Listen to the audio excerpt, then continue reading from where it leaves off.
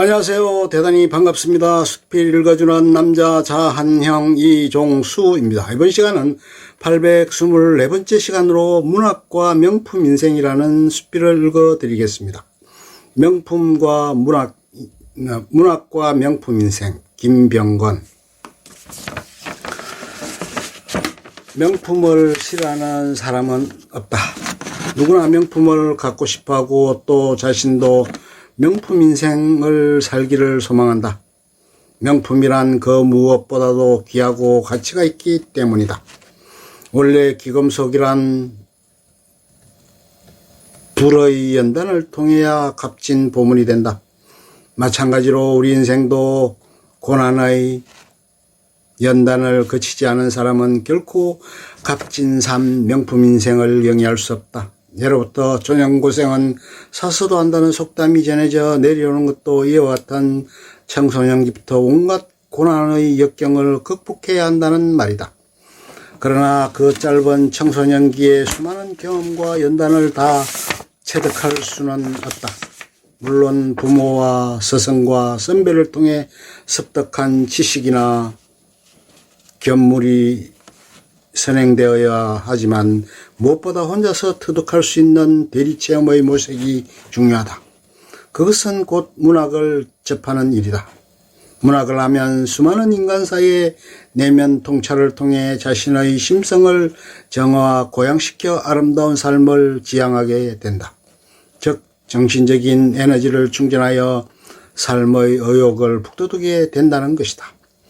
이렇듯 책을 읽어 마음을 풍요롭게 하고 글을 쓰면서 사상과 가치관을 업그레이드 시켜 나간다면 얼마나 좋을까. 얼마 전 문단 행사에 참석했다가 원리 시인 H 선생과 장시간 대담한 일이 있다. 그분은 9순이 넘은 고령인데도 그 순박하고 결고운 심성 때문에 항상 모든 사람으로부터 문학소년이라는 애칭을 받고 있다. 가끔 제자나 후배들로부터 선생님, 그처럼 젊게 사시는 비결이 무엇입니까? 라는 질문을 받게 되면 서슴없이 시를 쓰면 젊어지지라고 하며 역시 소년처럼 천진스럽게 웃는다. 이런 H시인에게는 제자가 많다. 물론 고등학교와 대학에서 국어국문학을 가르쳤으니 제자가 많은 것은 당연하다. 그런데 근래에는 시작을 공부를 위해 찾아오는 나이든 제자들 때문에 한가롭게 지낼 수가 없다고 한다. 참으로 즐거운 변명이라 해야겠다. 하지만 제자들을 가르친다기보다 그들로부터 배우는 것이 더 흥미롭고 즐거울 수가 없다는 것이다.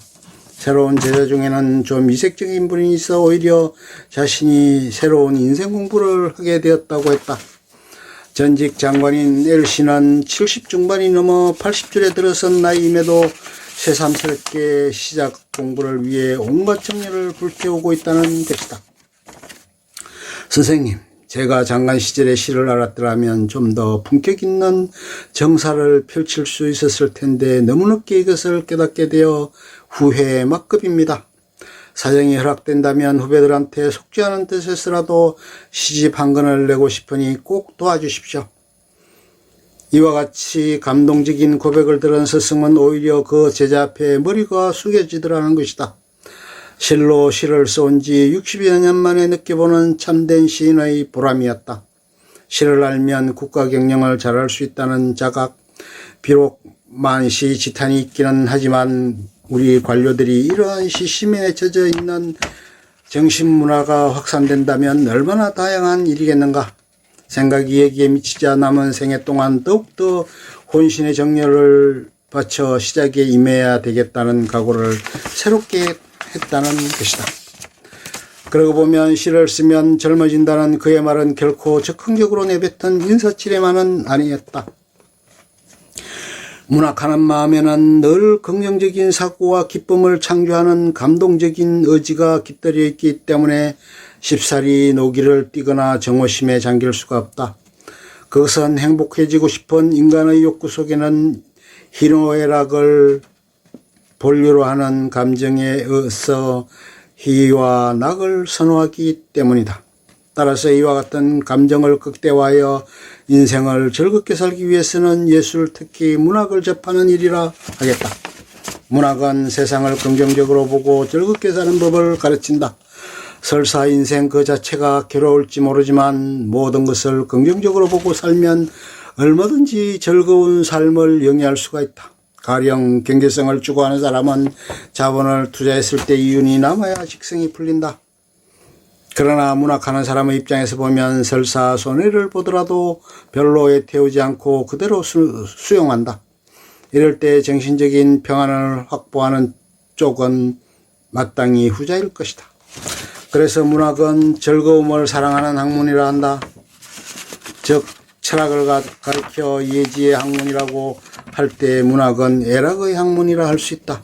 즐거움을 추구한다는 것, 이것은 자칫 육체적인 쾌락으로 오해될 수도 있지만 여기서 말하는 애락이란 어디까지나 정신적인 즐거움을 말하는 것이다.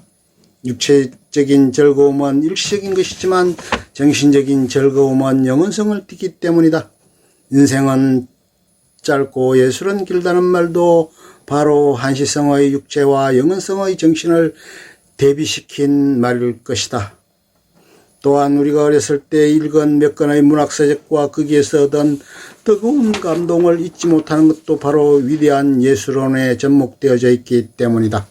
아무리 좋은 옷을 입거나 맛있는 음식을 먹은 경험이 각별하다 해도 그것은 육체를 위한 것이기에 쉽사리 잊을 수 있다. 그러나 영혼의 울림으로 얻어진 감동은 정신적인 내면 세계에 깊숙이 각인되어 있기 때문에 좀처럼 지워지지 않는다. 오늘날 우리 사이에 벌어지고 있는 모든 불미스러운 사건 사고도 따지고 보면 문학이 소외된 풍토에서 빚어진 부산물이라 생각하니 새삼스럽게 전직 장관 L씨의 넋두리가 한층 진한 감동으로 되살아난다. 모름지기 생활 속에서 문학을 가꾸고 그 문학을 통해 감동과 즐거움을 창출해 나갈 수 있다면 그것이 바로 명품 인생이 아니겠는가. 끝. 좋으면 좋아요, 구독, 알림 설정 눌러주세요.